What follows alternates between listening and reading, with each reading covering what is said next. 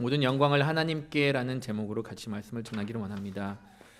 어렸을 때 아버님은 회사를 다니셨습니다. 회사를 다니시다 보니까는 어렸을 때 이렇게 회사분들을 집에 많이 초대하곤 합니다. 한두 명씩 초대할 때도 있으시는데 때로는 이렇게 여럿을 초대하시면서 이렇게 집에서 나름대로 이렇게 큰 잔치를 벌였습니다.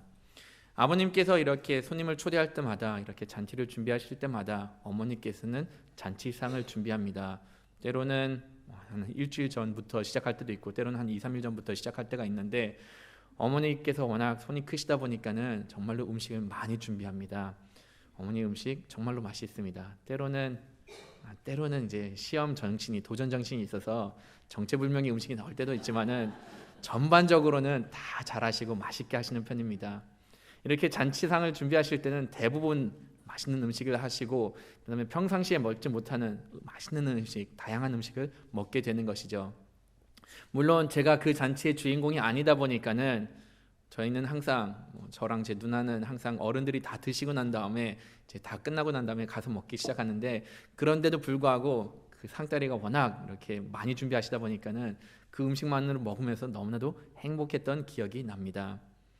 하나님 역시 마찬가지로 여러분들을 위해서 이렇게 큰 잔치를 준비하고 계십니다. 지금 하나님께서는 여러분들을 위해서 잔치를 준비하는 가운데 계시고 이 요한계시록 말씀을 보시면은 하나님께서 어떻게 여러분들을 위해서 잔치를 준비하는가를 이렇게 잘 묘사를 하고 있습니다.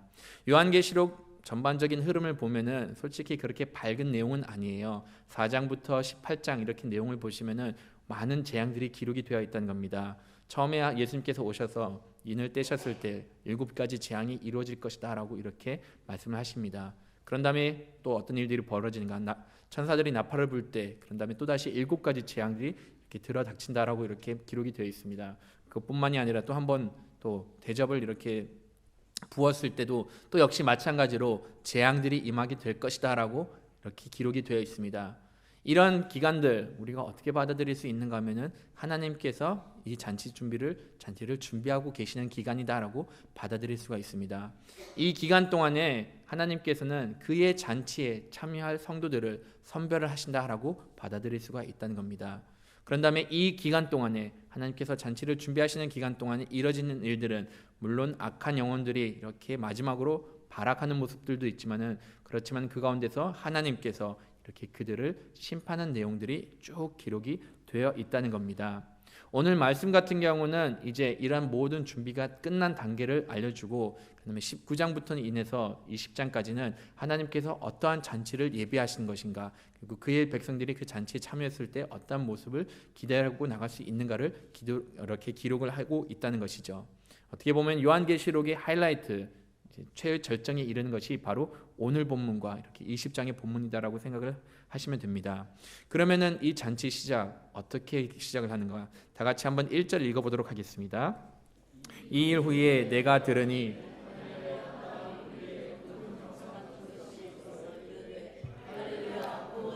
영광과 능력이 우리 하나님께 있도다라고 이렇게 기록이 되어 있습니다. 이 일 후에 내가 들으니라고 이렇게 말을 하고 있는데 사도 요한이 먼저 들었던 것이 무엇이냐? 이 일이 무엇인가라고 하면은 18장에 기록되어 있는 바로 그러한 내용들입니다. 18장의 마지막 부분에 어떤 일들이 벌어지는가 하면은 큰 성 바벨론이 하나님께서 멸하게 하실 거다라고 선포를 하신 겁니다. 큰 성 바벨론 거기서 사람들이 전에는 장가를 가고 매매를 하고 거기서 생활을 누리면서 그 통치하에 있었는데 이런 큰 성 바벨론을 하나님께서는 멸하게 하시고 더 이상 그 성은 존재하지 않고 던져버릴 것이다 라고 이렇게 표현을 하고 있습니다. 더 이상 사람 살 것이 못 되고 그런 큰 일이 큰 심판이 임하게 될 거다라고 선포를 하신 겁니다. 이런 선포가 있고 난 다음에 큰 성 바벨론 즉 악한 영혼들 마귀가 심판을 받고 형벌을 받고 난 이후에 그의 백성들에 대해서 어떠한 계획을 갖고 계신가라고 이렇게 하나님께서는 알려주고 있습니다. 망한 후에 여러분들의 기다리는 미래는 무엇인가라고 알려주고 있다는 것이죠. 여기 계시는 분들 중에서 앞일에 대해서 궁금하게 생각하지 않으신 분들은 없을 거라 생각합니다. 내일이 어떤 삶을 기다리고 있을까? 나의 미래는 무엇을 쥐고 있을까? 거기에 대한 기대감도 있고 나름대로 알고 싶어하는 그런 마음도 있습니다. 세상 사람들도 미래에 대한 관심을 되게 많이 가져요. 세상의 흐름, 인류의 흐름에 대해서 관심을 많이 갖다 보니까는 미래학자들도 나오고 나름대로 미래를 자신들이 그냥 단순하게 예상하는 것이 아니라 우리가 그 미래를 형성해 나가려고 노력을 되게 많이 합니다. 지금 세상 사람들이 많은 발전을 하는 이유, 그 배경을 보면은 사람들이 나름대로 앞의 일들을 이렇게 준비해 나가는 과정이라고 볼 수가 있다는 것이죠. 우리가 기대하는 미래, 낙관적일까요? 비관적일까요? 많은 사람들이 예상하기는 낙관적인 것보다는 약간 비관적, 좀 안 좋게 흐를 거라는 것을 많이 예상을 합니다. 그러다 보니까 준비를 어떻게 하는 것인가? 나름대로 지하 자원을 좀 아끼는 모습을 보입니다. 쓰레기도 분류하는 것들을 보이고, 그런 다음에 그러한 가운데서도 또다시 기술을 계속 발전해 나가서 나름대로 우리가 우리의 미래를 조절해 나가려고 노력을 합니다. 이런 것들을 세계적인 기업인들 중에서도 볼 수 있는데, 앨런 머스크라는 사람 같은 경우는 그 갖고 있는 모든 부를 통해 가지고 우주에다 되게 많이 투자를 해요. 왜냐? 지구는 더 이상 살 곳이 못 되다 보니까는 우리가 우주에 가서 어떻게 살아보자라는 그런 조금 황당한 희망을 갖고 이렇게 자기의 자산을 투자를 하고 있다는 것이죠. 인류뿐만이 아니라 사람들, 개개인 역시 마찬가지로 자신의 미래를 준비하고 미래에 대한 관심을 많이 갖고 있습니다. 하나님을 믿지 않는 사람들은 사주팔자를 봄으로 인해서 자기가 어떤 미래를, 어떤 운명이 기다리고 있는가를 예상을 하고 있다는 것이죠. 저희 아버지 같은 경우도 나름대로 제 미래를 놓고 한번 고민을 많이 하셨던 것 같아요. 그러면서 제가 청소년 때 나름대로 제 삶의 계획을 다 짜셨더라고요. 비록 12살, 13살밖에 되지 않았는데 내가 30살 될 때까지 어떻게 살 것인가를 이렇게 계획을 쭉 짜시더라고요. 중고등학교 때는 운동을 열심히 해가지고 대학생쯤 되면은 이런 학교에 가서 운동선수가 될 것이다. 그러면은 좀 일찍 결혼을 하고 선수 생활하면서, 운동선수 생활하면서 안정을 찾고 30대기 전에는 이렇게 독립해 나갈 것이다라는 나름대로 열심히 계획을 세우셨더라고요. 그 많은 계획 중에서 몇 가지가 과연 일어났을까요? 웃으신 거 딱 봤을 때 하나도 안 일어났습니다. 그것이 현실입니다. 아버님께서는 나름 제가 일찍 결혼하기를 원하셨는데 저 나이 40에 결혼했습니다. 한참 후에 결혼했죠. 아버지께서는 제가 빨리 독립해 나가기를 원하는데 어쩔 수 없는 상황에 있어서 지금 다시금 부모님 댁에서 살고 있습니다. 하나도 이루어진 것이 없는데, 물론 그러한 가운데서 하나님의 인도하심은 분명히 있었습니다. 하나님의 하나님께 인도하심이 있었고, 그런 가운데서 하나님의 섭리가 이루어졌다는 것이죠. 근데 우리가 알아야 되는 것은 무엇이냐? 결과적으로는 우리가 예상하고 준비하더라도 우리의 한치 앞은 바라볼 수가 없다는 것입니다. 혹시 어제 뉴스를 보셨는지는 모르겠지만은 어제 충북 지역에서만 교통사고가 22건이 일어났습니다. 그 중에서 상주 영천고속도로에는 30중돌이 일어났는데 사상자가 30명이나 났습니다. 솔직히 그 가운데서 그 운전을 했던 사람들 중에서 오늘 내가 교통사고 당했을 거라고 예상했던 사람들이 과연 몇 명이 있었을까요? 우리가 나갔을 때 우리 한치 앞을 바라보지 못하는 것이 우리의 삶이라는 것이고 사람의 현실이라는 것이죠. 하지만 이런 가운데서 하나님께서는 약속을 하십니다. 앞으로 너희들이 어떤 것들이 일어날 것인가 약속을 해주시고, 하나님께서는 말씀을 통해서, 계시를 통해서 우리에게 앞일을 알려주신다는 것이죠. 하나님께서 이것이 가능한 이유가 무엇일까요? 1절에서도 1절에 잘 기록이 되어 있는데 우리를 구원해 주실 분이시고 영광을 받으실 분이고, 그 다음에 무엇보다 능력이 있으시기 때문에 이러한 앞일에 대해서 알려주실 수가 있다는 겁니다. 하나님께서는 여러분들이 앞으로 당하는 그 일에 대해서 구원해 주실 수 있는 능력이 있습니다. 영광을 받으시는 이유가 무엇일까요? 하나님께서 모든 것을 주관하시기 때문에, 모든 것을 통치하시기 때문에, 만드셨기 때문에 모든 것을 다 주관하시면서 그 가운데서 영광을 받기에 합당하신 분이라는 겁니다. 무엇보다도 하나님께서는 시간을 다스리시고 시간을 초월하신 분이기 때문에, 그런 능력이 있으시기 때문에 여러분들의 앞일을 보장을 해줄 수가 있다는 것이죠. 이러한 앞일의 보장을 하면서 하나님께서는 여러분들한테 하신 약속이 무엇이냐? 주님을 따르는 성도들은 하나님의 나라에 거할 것이고, 그리고 그런 가운데 잔치상에 내가 준비한 이 잔치에 참여하게 될 것이다 라고 약속을 해 주십니다. 하나님께서 이 잔치를 준비하셨던 배경은 무엇일까요? 이유는 무엇일까요? 다 같이 2절하고 3절을 같이 읽어보도록 하겠습니다. 심판은 참되고 의로운지라 음행으로 땅을 더럽게 한 큰 음녀를 심판하사 자기 종들의 피를 그 음녀의 손에 갚으셨도다 하고 두 번째로 할렐루야 하니 그 연기가 세생토록 올라가도록. 아멘.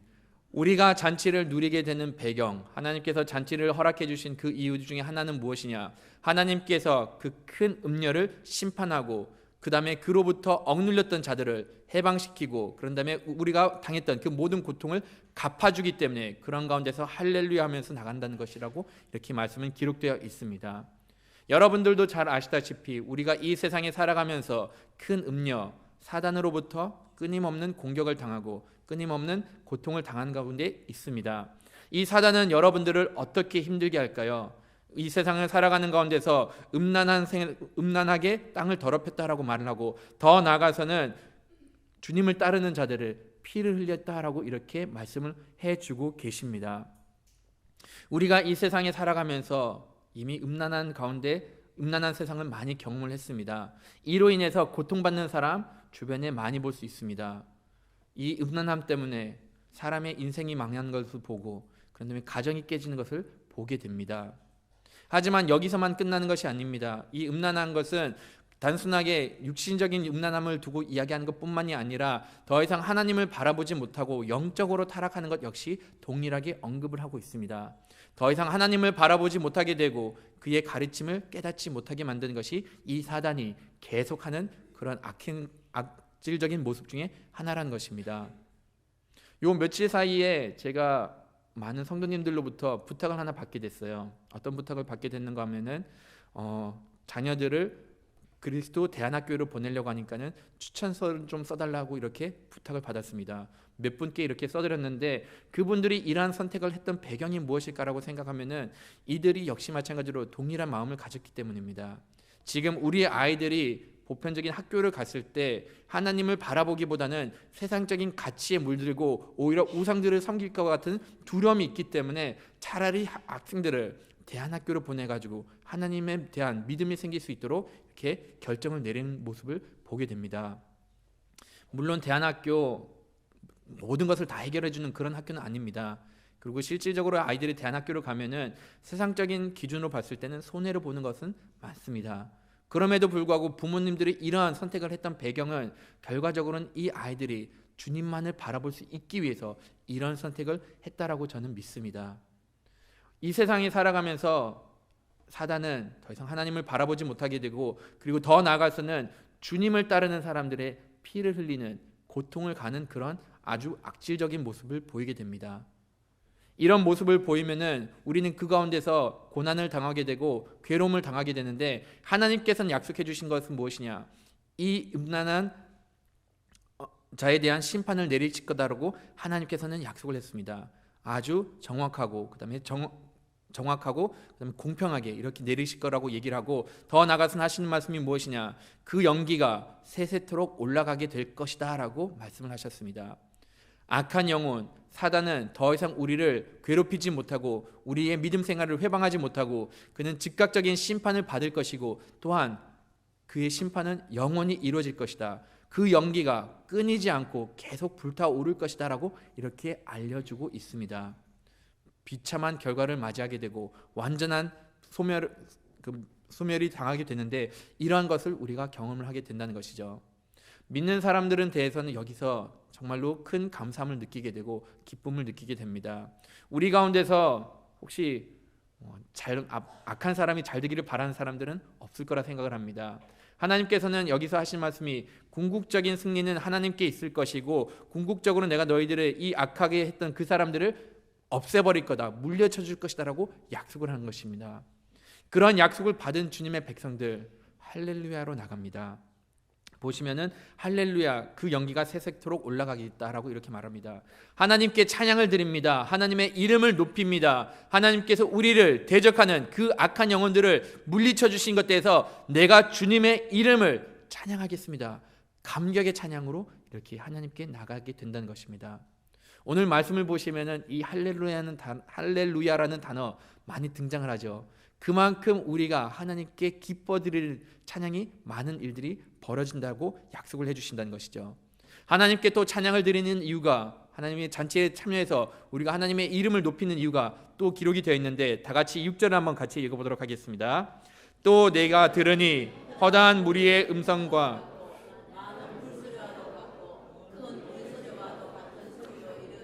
할렐루야, 주 우리의 하나님 곧 전능하신 이가 통치하시도다. 아멘. 할렐루야, 주 우리의 하나님 곧 능력이신 이가 통치하신다라고 해서 감사를 드립니다. 어디에 대해서 하나님께 찬양을 드리죠? 하나님께서 우리를 통치하시는 것에 대해서 이렇게 하나님의 이름을 높이는 모습을 보이게 됩니다. 하나님의 통치를 받는다는 것, 어떻게 보면 우리가 누리는 축복 중에 가장 큰 축복 중에 하나라고 생각을 합니다. 새로운 나라, 새로운 땅이 임하게 되실 것이고, 이 나라는 하나님의 나라가 될 것이고, 이 하나님의 나라는 하나님께서 모든 것을 다 주관하시고 통치하시는 그런 곳을 우리가 거하게 된다라고 이렇게 이야기를 하고 있습니다. 많은 사람들은 좋은 지도자들을 갈망하고 있어요. 정말로 좋은 지도자 한 명 있으면은 이 공동체가 살 수 있기 때문에, 이 나라가 살 수 있기 때문에 좋은 지도자를 정말로 갈망을 하고 있습니다. 하지만 현실적으로는 어떻죠? 생각보다 좋은 지도자들은 세워지지 않는다는 겁니다. 오히려 좋지 않은 지도자들이 더 많이 세워지는 것을 우리가 많이 경험을 합니다. 가장 대표적인 그런 악한 지도자 누가 있을까요? 히틀러라는 사람도 세워졌습니다. 2차 세계대전을 일으킨 사람이고, 유대인들을 대학살하는 사람들이고, 많은 희생을 치르는 전쟁을 일으킨 바로 그런 악한 지도자가 세워졌습니다.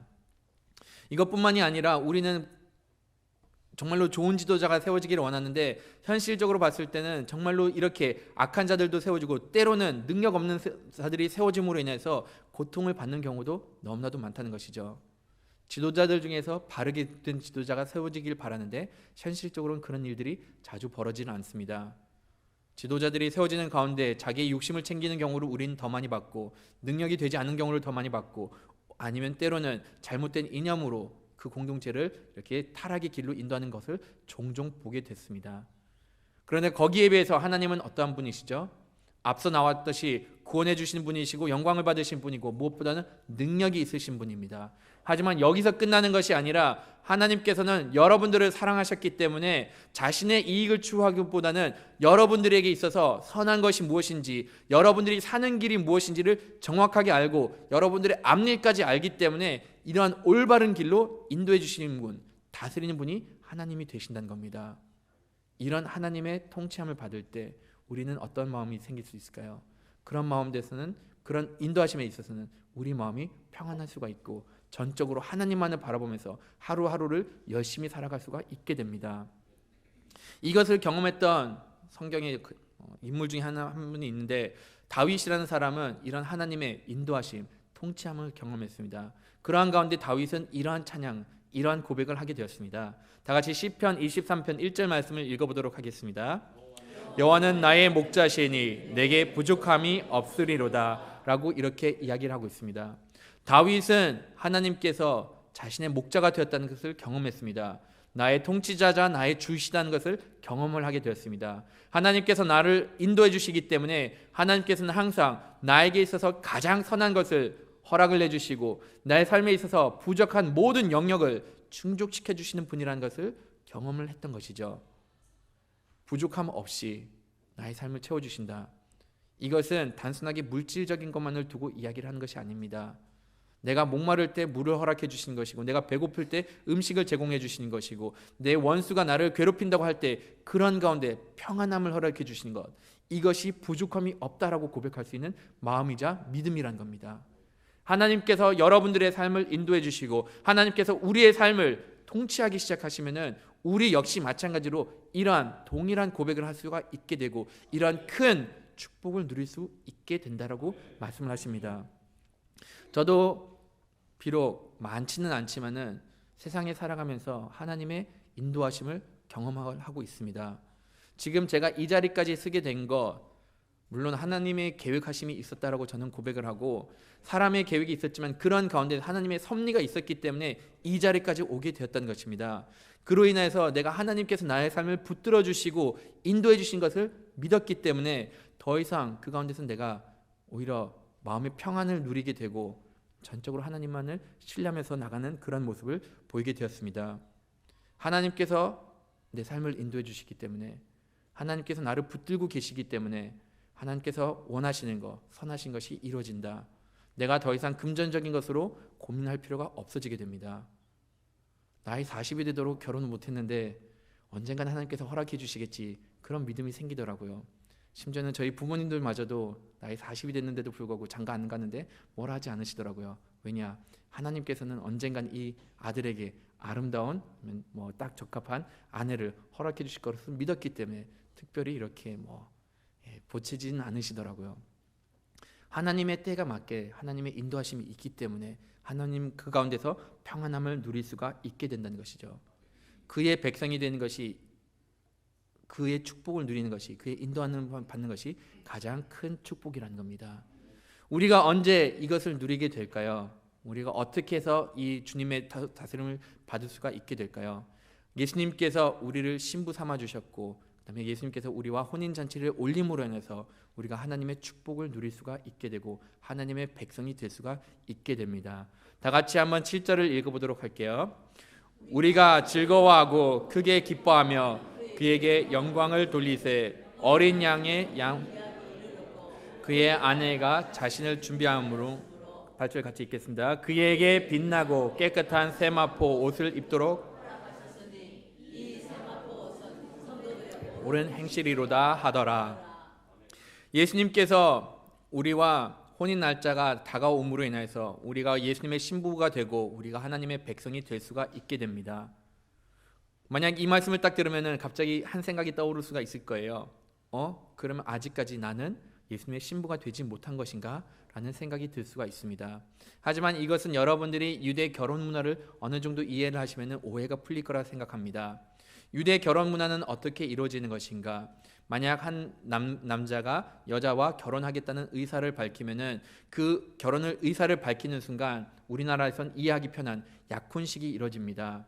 물론 약혼식이 이루어지면은 각자가 자기의 삶에 다시 돌아가 가지고 한 1년 동안 남편은 집을 지으면서 기다리고 있고 신부는 신부가 될 수 있는 준비를 하고 있습니다. 예수님께서는 이미 우리와 이 결혼을 약속을 하셨습니다. 언제 하셨죠? 예수님께서 처음 이 땅에 오셔가지고 예수님께서 여러분들의 죄를 위해서 십자가에 피를 흘리신 그 순간 이 혼인 약속을 하신 겁니다. 우리가 이제 이미 하나님의 자녀가 됐고 예수님의 신부가 됐다는 것을 확증했던 그 순간이었던 것이죠. 예수님께서는 허락을 해주셨으면은 이제 우리가 주님의 그 날짜, 결혼 날짜를 이제 다가왔으니까는 우리는 무엇을 하면서 나가야 될까요? 우리는 나름대로 신부의 준비를 하면서 나가야 된다는 겁니다.